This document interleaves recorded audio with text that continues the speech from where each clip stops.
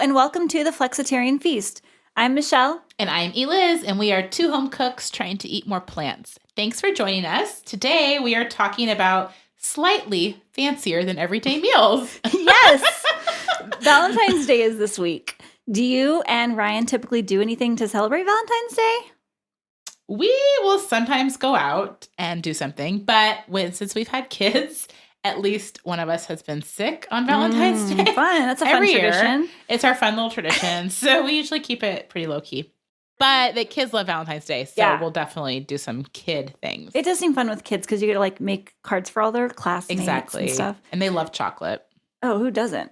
I guess probably some people don't, right? Yeah, Ryan doesn't really like chocolate. Really? I know. That's weird.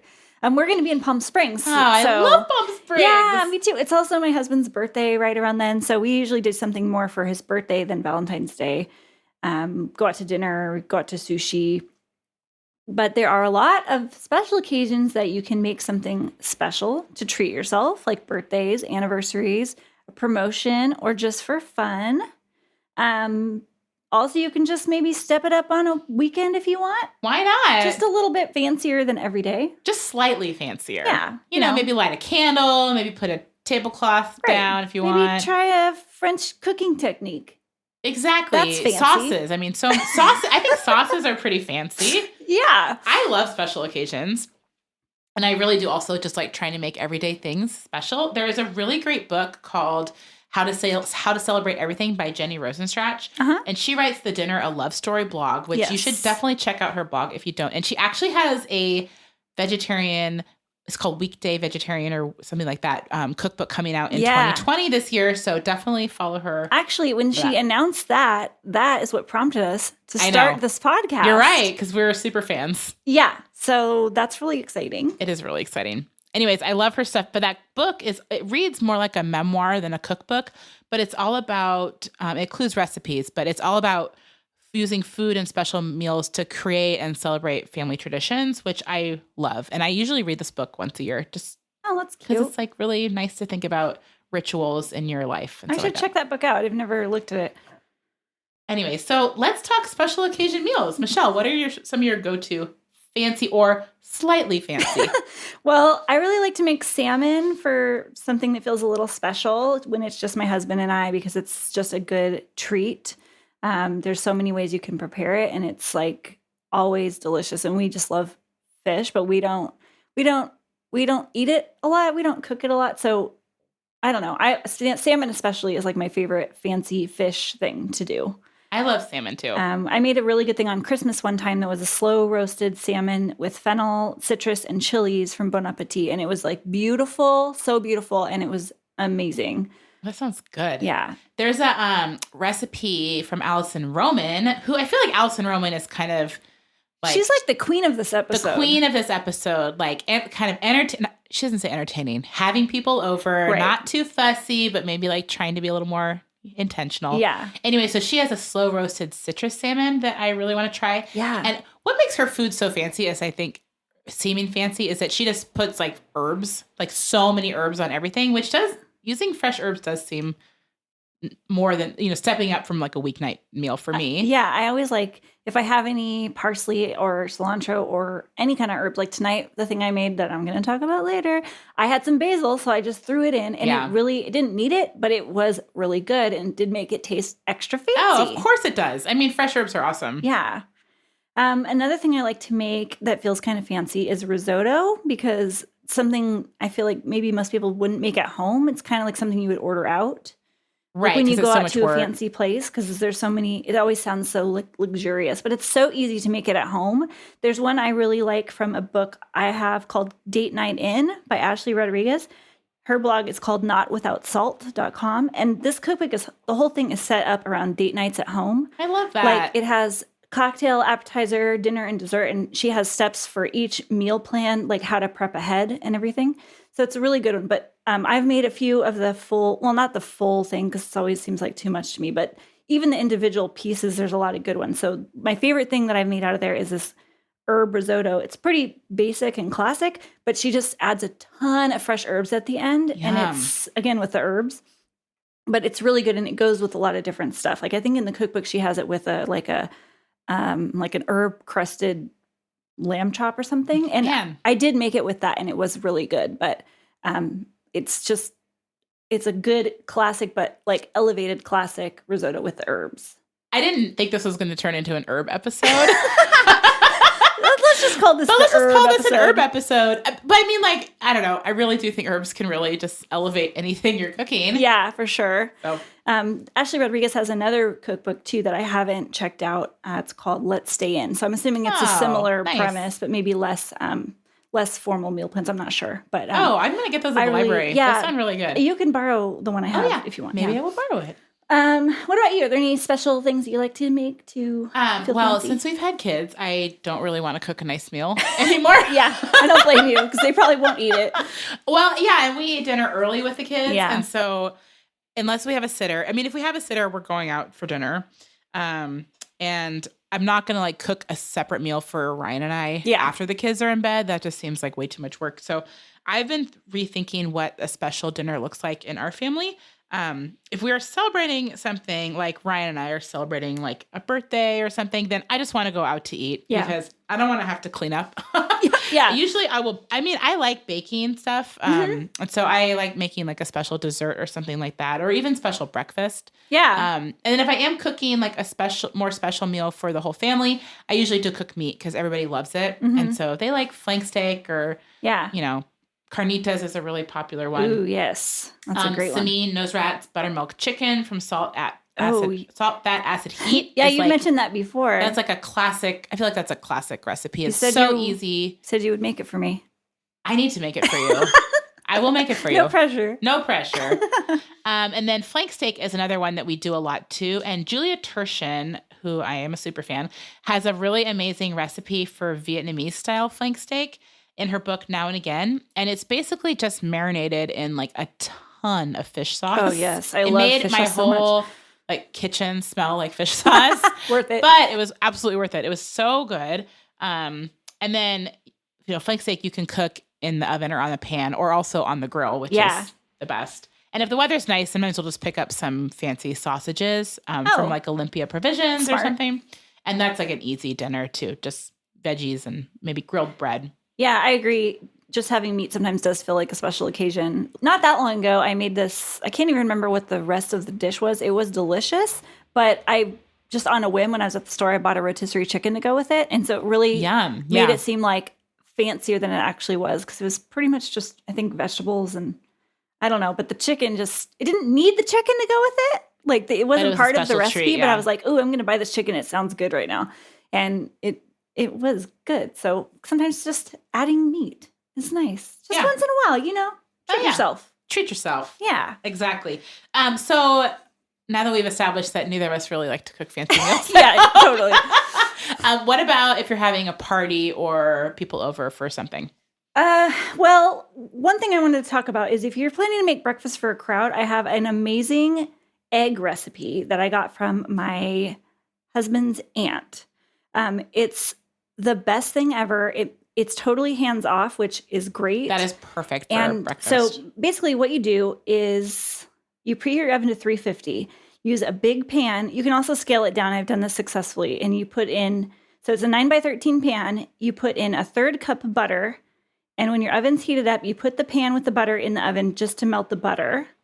And while that's melting, you whisk up 16 eggs, 1 teaspoon of salt, 1 teaspoon of pepper, 2.5 cups half and half, and 1.5 cups of cheese, which you can leave out if you want. Once your butter's melted, you take the pan out, swirl the butter around, dump your egg mixture in, put it in the lowest rack of the oven for 10 minutes. After 10 minutes, take it out, stir the eggs. They're only going to be barely starting to set around the edges, but that's what you want.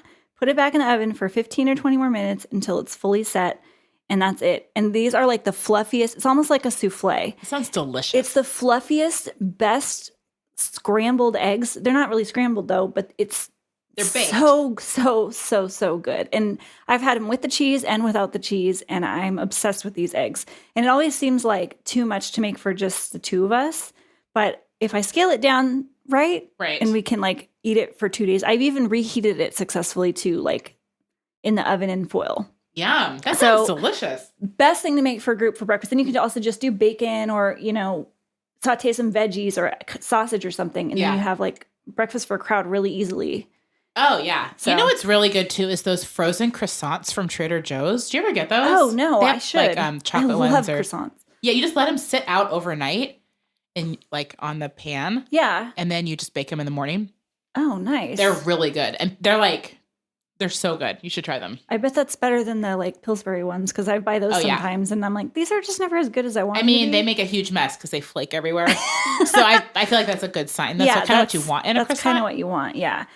I don't know. What about you? You got any good ideas for big crowds? I think tacos are the perfect food for hosting a crowd. Everybody can make it how they want. It's easy to, they can be gluten-free. You can make them vegetarian. I mean, it's just like so easy. You don't have to worry about what everybody's eating. You just make a bunch of stuff, put it in a bunch of bowls. And kids also really like tacos. Yeah. I like to make carnitas tacos, which my whole family loves. Yes. And that's pork butt or pork shoulder. So I'll just cut it into chunks and add salt, pepper, oregano, chili powder, orange juice, just like a splash of orange juice and a little apple cider vinegar. And then I can cook it in the Dutch oven in the oven for a few hours or the Instant Pot. Mm-hmm. When it's falling apart, I take it all out and then taste it, add seasonings, maybe add some more orange juice, some more apple cider vinegar, and then transfer it to a sheet pan or a roasting pan. And then roast it into the oven until it's really crispy. Mm-hmm. And then serve this with, beans, tortillas. Pickled red onions is a way to kind of step up the tacos. Yes. That's really easy to make pickled red onions too. You just, there's a million recipes online. Yeah, I it's make really those fast. Now, like anytime I make anything taco related because they're so good. And they keep in the fridge too. You can just keep them on hand for salads or whatever. Exactly. And they're really pretty. Yeah. Cotija cheese. I mean, it's just tacos are really good. I have had your carnitas and they're really good. I want to try your same method, but with jackfruit because I think it would turn out really excellent. Yeah. Oh, another thing I really like to do this time of year, which is only really, you could do this in the winter when it's crab season, is get Dungeness crab. So you can get this at the grocery store cooked and cleaned. And so you just take it home. You want to get 1 crab per person. And then you just put all the pieces in a bowl. You can rinse them if you want and put them in a bowl. And then you melt some butter and get some bread, and then you can make like a green salad to go with it. And then you just like pick out the crab and eat it with the bread and the butter. It's so delicious. I love crab. I do too. And that does feel fancy. It feels super fancy, and it's really fun if for like a party or a dinner party or something because everybody is getting messy and you kind of have to like sit for a long time to talk, and it's just you can it's also kind of just have it as an appetizer. Like if you didn't want to buy a ton of crabs, you could just do it for like an appetizer, and it's like just as fun. Oh yeah, I think it's super fun. And then I've always trusted any of Ina Garten's recipes for hosting. Her recipes are, I've found, really tried and true. They're hard to mess up. She's very meticulous about measurements and things like that. So she's great. And then, of course, we talked about Allison Roman. Of course. She has her new cookbook out. It was out last fall. Nothing Fancy. Yeah, I love it. Well, I haven't seen the cookbook actually, but I've made a couple of recipes that I found on the internet from it. I really like both Viridias, and also I think any kind of bowl, grain bowl, is good for a group because, definitely. Like I was just thinking the other day that I'm going to do hummus bowls one of these days because it's the same kind of thing. You just have hummus. Maybe I'll cook some lentils and make my little cucumber tomato salad. Delicious. Roast some vegetables and like harissa for the hot sauce people, and like that's it. And then it's like customizable. Yeah, and then you don't have to worry about what everyone's going to eat. And everything's, it's all good. In its own components. They're all easy. So it's, I don't know, cool. And people will be like, oh, you made this? And I really like when people say that to me. That's so great. I love that. It really is. It's a good compliment. It really is. So what about if you're not hosting? What are some things that are easy to travel with? I think dips. Dips, because they're easy. And they are easy to travel with. Yes, but exactly. Like any kind of hummus, there's all kinds of crazy flavors of hummus you can make or buy. And I also really like this dip called muhurmura. I think I'm saying that right. It's a roasted red pepper and walnut dip. It's another kind of Mediterranean I love thing. that dip, yeah. The first time I had it, I was basically just eating it with a spoon because I just was like, what is this? I couldn't get over it. So yeah, and I also, speaking of Allison Roman, I recently made the fancy ranch dip from that book. Oh, I saw that on your Fancy. Instagram. Yeah, I think I posted it on the Flexitarian Feast one.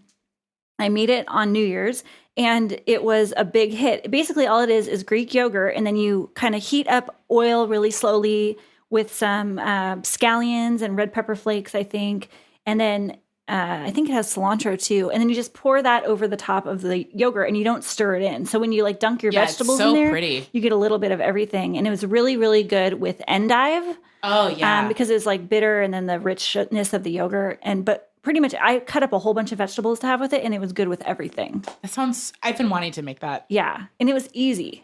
I also like to make puff pastry bites. I bought a mini muffin pan a while back specifically for that because I just thought it would be handy to have. And I have used it a few times. Like you can get the Pillsbury crescent rolls or the frozen like puff pastries, just chop them up and then put them in the little, the little muffin holes and then just fill them with whatever. I have a mushroom thing that I really like to make. There's also a whole section of party snacks on Smitten Kitchen's website. I feel like Smitten Kitchen is another recipe author that I would trust. Yes. For making She has a lot of good ideas for fancy stuff and also like this kind of stuff, like snacky, shareable stuff. And I feel like a lot of her desserts are really decadent. And so for a special occasion, they would be really good. That's true. I made a pumpkin cheesecake from her for Thanksgiving a couple of times. And yeah. So good. So yeah, She's I great. like her a lot. Well, one more like full recipe I'm going to share. I asked my friend Brittany if I could share this. It's my favorite party snack. She had this at her wedding, so I always think of it as fancy, but it's really just a good cracker for like if you want to have a fancy cracker in the house.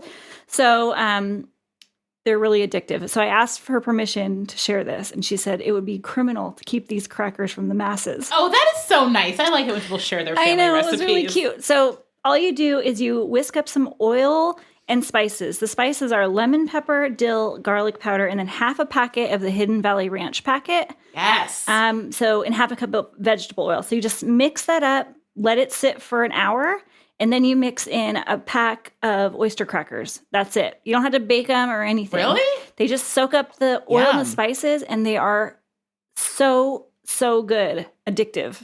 That sounds delicious. Yeah. I really like Ina Garden's roasted rosemary cashews for appetizer. Ooh, that sounds so good. Or a cheese board. Oh, yeah. And then I used to always make these cheddar olives when we used to have fancy parties. Remember those fancy parties? Yes, I miss your fancy parties. I do too.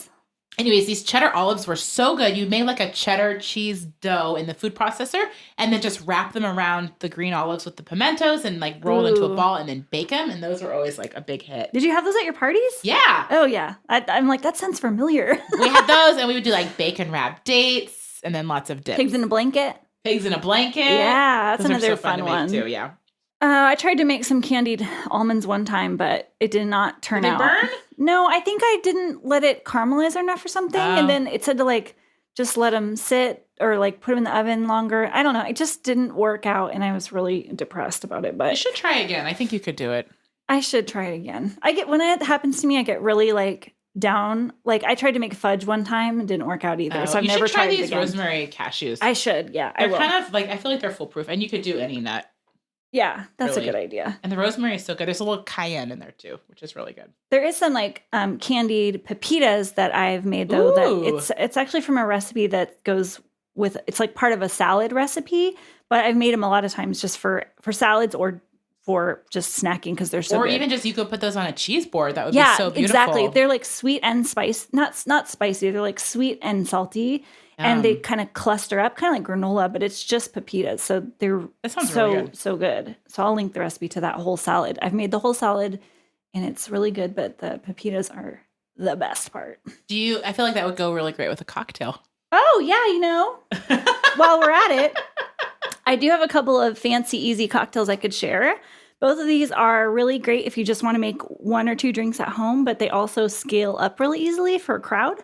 So kind of nice to have those in your back pocket if you are having people over maybe last minute and all you have time to do is like run to the liquor store, then maybe you can throw these together when you get home real quick. So this first one is from Smitten Kitchen. Again, I love her. I love her too. And it's called Fairy Tale of New York. And I think she put this recipe out around Christmas or something because it's very like spiced. It's like a spiced old fashioned. Yum. So that sounds delicious. Yeah. So you just make like a spiced simple syrup. It has like cinnamon and cloves. I don't think it really has anything extravagant, but you just make the spiced syrup and then you muddle it with an orange peel, a dash of bitters, and bourbon. That's it. That's the drink. Wow. So you can make just one of them or you can make a pitcher full. Like you just have to, adjust the proportions.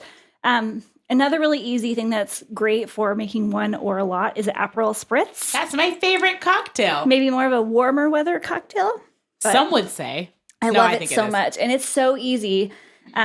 It's kind of like the actual recipe is supposed to be, I think it's supposed to be 3 parts Aperol, 2 parts wine, and 1 part soda. But I like to swap that's it. Too much Aperol. I usually do 3 parts wine, 2 parts Aperol, 1 part soda, and maybe even more of the sparkling wine, like cava, any kind of sparkling wine. And I also like to use a flavored club soda, like the tangerine one or orange. I've never tried that before. It just puts a little different twist on it, and then they're supposed to be served with an orange slice. So I think maybe that's why the orange soda goes well with it. Yeah. Also, a really kind of like lazy way to make Aperol Spritz is to use the orange soda, or no, the tangerine soda. Is that the one? The tangerine LaCroix? Yeah, tangerine LaCroix and rosé. What? Just... You know I love wine spritz. It's the easiest. It tastes just like an Aperol Spritz. I'm not kidding you. Especially the rosés that are maybe a little on the sweeter side. Yeah. I love mixing the flavored LaCroix with either like Lillet or one of the lighter wines. Yeah, like the Sauvignon Blancs that are kind of fruity. Yeah. Good. And then it's like, you know, you're hydrating also, which is good. But it's like fancying it up with bubbles. I have no shame about ordering a wine spritz. Oh, no, absolutely not. They're so good. They're so good. So what else? Oh, what about desserts? I bet you have some desserts. So I do bake fairly often. But I'm kind of picky about baking because I'm lazy.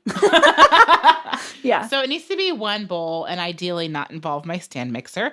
Also, I don't want it to be too high in added sugar, and I want it to have some fiber in it. Mm-hmm. So anyways, but there are a lot of things you can make. So I found a few cake recipes that I think are pretty good. There's an almond afternoon cake in one of Julia Turshen's books. And then there's a new-ish book. It came out in 2019 called Simple Cake by Odette Williams. It has some great cake ideas. There's just like maybe 9 cake recipes in the book, and then maybe 9 frostings or something. You kind of like mix and match. Oh, that's cool. And so it's like, there's just lots of different types of cake, but you can definitely like make it how you want. Yeah. But it's like a basic chocolate cake, a basic, this one is like an almond cake. I love almond cake. I do too. And they're not as sweet. So they're good for a snack too, which is kind of fun. But I bake like banana bread and pumpkin bread a lot. And I call it cake. Oh, and kids think it's cake. So that's a really smart trick. I mean, they don't know. Yeah. I don't do a ton of baking. I think it's mainly because when it's just the 2 of us, we don't eat it all. Yeah. So, but I like making cookies sometimes. Like if I'm going to share, like I'm going to someone's house to share, or if I'm having people over, I like making cookies. They seem the easiest to me. I don't do a lot of cakes. Yeah, so there's this recipe from the cookbook Every Day is Saturday, which is another new cookbook from 2019. But the recipe is all over the internet. It's called A Chocolate Chip Cookie for Modern Times. Okay. Which is kind of a cute That is name. really cute. But the thing about it is that it can be made gluten-free very easily. And it has you can use gluten-free flour or regular flour, but then also has a cup of almond flour in it, which just adds like a moistness kind of to it. They're really good. And they have like flaky sea salt on them too. So I would totally recommend making That's cool. You know, a couple of weeks ago we wanted cookies and I was like, dang it, all my butter's in the fridge. Too hard. Like most times if you're making, the only kind of cookies I could really think of making was, I was like, well, I have chocolate chips. Let's use these up. I'll make chocolate chip cookies. But you have to have like room temperature butter. So I was like scouring the internet. Like, how do I make this go quicker? Because I want them right now. And I found a recipe that used melted butter. Nice. Was it good? And it worked out fine. Like they were not maybe the perfect consistency, but they definitely satisfied the craving. They didn't melt all over the pan. You know, it was like, but somehow proportionally it worked out. I always think of baking being so precise. And I think maybe that's what turns me off from it, because I don't know, I'm like not rigid enough to follow things perfectly sometimes. So. That's the thing too, is that I don't follow recipes very well. And since whenever if I'm baking, banana bread or something, I'm usually involving the kids. And like, they're terrible at measuring. Totally. They're so bad at like stirring or whatever. Like most of it ends up on the floor. So it's not precise. Yeah. But I just don't really care. Yeah, that makes sense. Ina Garten has a ultimate ginger cookie that's so good. It's a ginger molasses cookie, and whenever it snows, I make it, which is kind of a fun tradition. Is it kind of like gingerbread men, but like soft, like chewy ones? Yeah, there's a cookie at Pete's There's like I a ginger don't know. cookie at Pete's. It's just like that. It's like a soft, chewy cookie, and it has big chunks of like crystallized ginger in it. Ooh, that sounds so good. We love ginger. It's really good. I'm going to make that. You should make them. They're really good. I have a couple of cookie recipes I could talk about. Coconut macaroons. They're the not fancy French cookie filled. Didn't you try to make those one time? I have made those with a friend one time, and they're very finicky. Coconut macaroons are the ones that are like, they look like little snowballs. Yeah. They're the easiest thing ever because all it is coconut and egg whites and sugar. So it's like they're gluten-free naturally. They're not vegan, but I bet you could replace it with flax or some other egg replacer. I'm sure there's vegan recipes. And then you could dunk them in chocolate if you want, or you could drizzle caramel on them or something. But the basic coconut macaroon recipe, they're so good. Most people like them unless you hate coconut. And they're like the easiest cookie ever. I've made them so many times and they always turn out. They're so good. And then the other one I like to make is it's just called Incredible Flourless Almond Butter Cookies. And there's a lot of variations of this cookie around the internet, but it's 3 ingredients. You can use any kind of nut butter. It's like that, sugar, and what is the other ingredient? Egg, maybe? Probably egg, yeah. So they're chewy. They're maybe a little more, I don't know, I guess I want to say cakey, but dense maybe. They're so good. And like, I feel like Smitten Kitchen has a version of these too, and you like sprinkle sea salt on top. Oh, yum. That sounds good. So they're like salted and oh my gosh. And they're not too sweet because I don't know, especially if you use like the natural nut butters, right. They're not sweetened. There's no sugar added. And you can also leave a little of the sugar out if you want them even less sweet.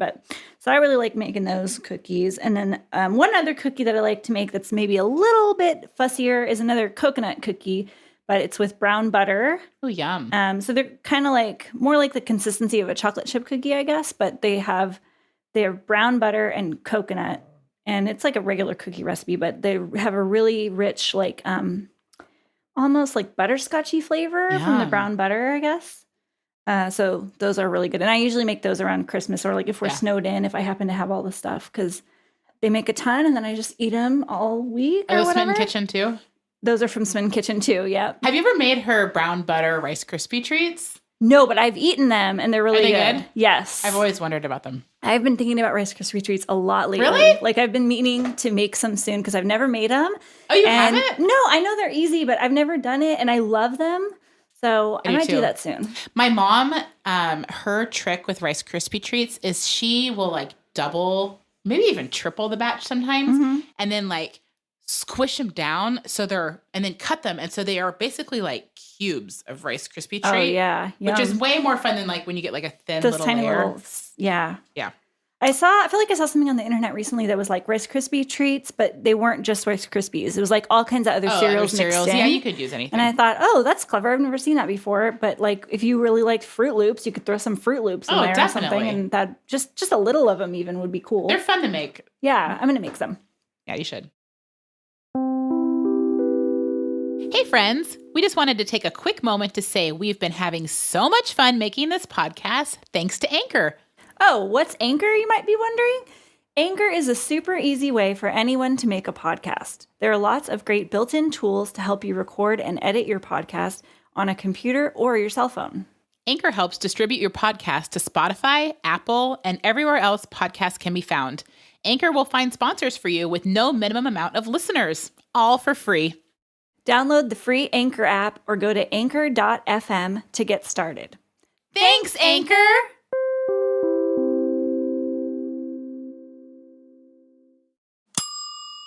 All right, well, now it's time for our Recent Feast segment where we each talk about a recent meal that we have made. Michelle, what do you have for us? Okay. I made this tonight and I couldn't wait to tell you about it. So I am dying to hear about it. I changed my recent feast plan to talk about this. So it's cacio e pepe spaghetti squash with stewy chickpeas. That's what the recipe is called. So sounds, oh my gosh. It smells delicious. I'm just thinking about it still. It's from Alexandra Cooks and she's one of my favorite bloggers. She also posts on Food 52. So this recipe is so simple. It's like classic comfort winter peasant food. So you basically just roast the squash, you cut it in half. Actually, here's a trick for you with spaghetti squash. If you cut it in half the short way instead of the long way, like, you know how they're oblong. So if you cut it in the like straight down the half instead of the long way, you get longer noodle strands out of it when you never scrape knew them that. out. I don't know what it's like. They go in a circle the thing, not the way you expect them to. So they come out as longer strands. So there's a little trick for you. That is a hot spaghetti squash tip. So if you roast it just in the oven, so you cut it in half, scoop the seeds out, put salt and pepper all over it, and then put them cut side down on a cookie sheet with foil or parchment. No oil, just salt and pepper.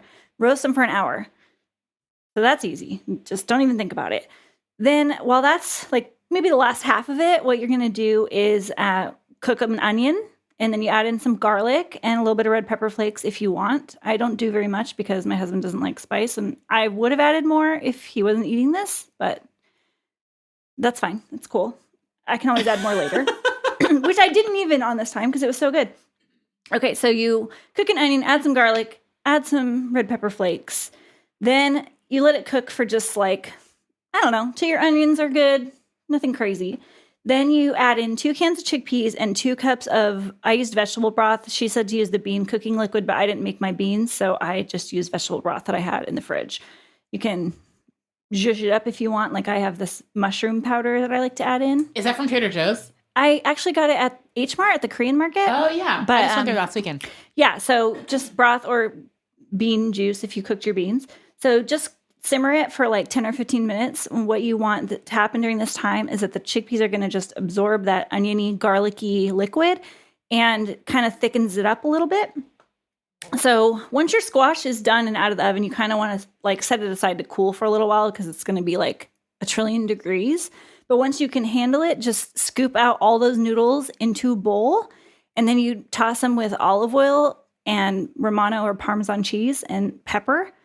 So that's pretty much it. So then you just put on your plate the squash and the chickpeas, one on top of the other, your choice. Yum. I put them all on top of some spinach, and then I added in some basil and parsley, and we had it with garlic bread. Deb's Smitten Kitchen's perfect garlic bread. And we both were eating this this is so good. I can't believe this is so good because it was it's 6 ingredients or something. It sounds boring, but it was really, really great. I'm going to try that. That sounds really highly good. recommend making this. And your kids would like it, I'm sure. Yeah, I'm sure. How just could you not? beans and noodles. And so it felt like a pasta dish because of the spaghetti squash, sort of, even though it's not a good stand-in for pasta, I don't think, in general. But the flavors is like a pasta dish.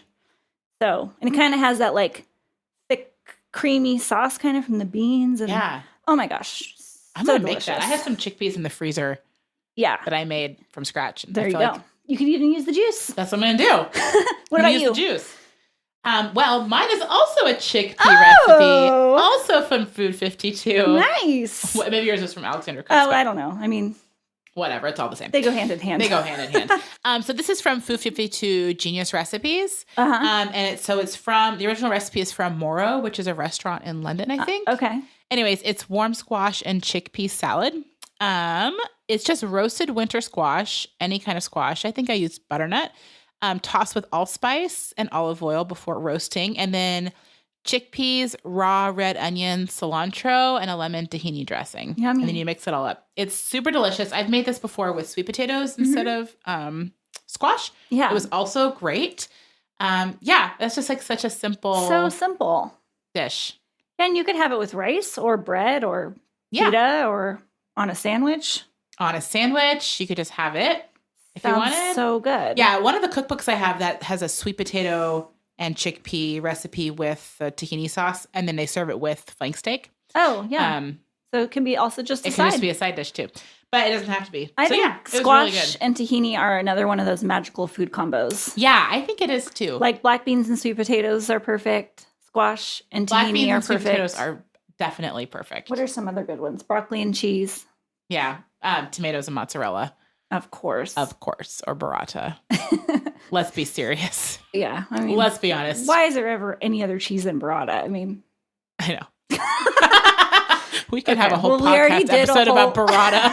I know we already did a cheese one, but we could dive deeper into burrata. Maybe we should. Have you ever made any cheeses? Maybe we talked about this before. I made ricotta once. Maybe we should delve deep into making cheese and talk about that. This could be a great activity for us. All right, we'll keep you posted on We're that. already trying to dive into making sourdough, which Oh, right. That's an experience. Okay, we'll talk about we'll talk more about alive cultures in another episode. We should totally talk about food that's alive. Yeah, I make kombucha and you make kombucha. Sourdough, We can talk about sauerkraut. That's delicious. Kimchi. Yeah, okay. So if you guys have any good ideas for shows, just let us know. Like, we're open to suggestions we're open to whatever. Sure. And you can even call in. I'll put the link to leave a message on our Instagram. So you can go there and give us your ideas or ask a question. And maybe we'll even play your message on a future episode. That would be so fun. Q&A. Oh my gosh, so cute. So I guess that's all for the kind of fancier than everyday. Slightly fancier than everyday meals. Just put some herbs on it. Herbs. That's the moral. The moral of the story is put some herbs on it. Thank you for joining us at the Flexitarian Feast. Make sure you subscribe wherever you're listening. Next time, we're going to be talking about beach house meals, so that's going to be really fun, and you won't want to miss it. You can find us online at theflexitarianfeast.com and on Instagram at theflexitarianfeast.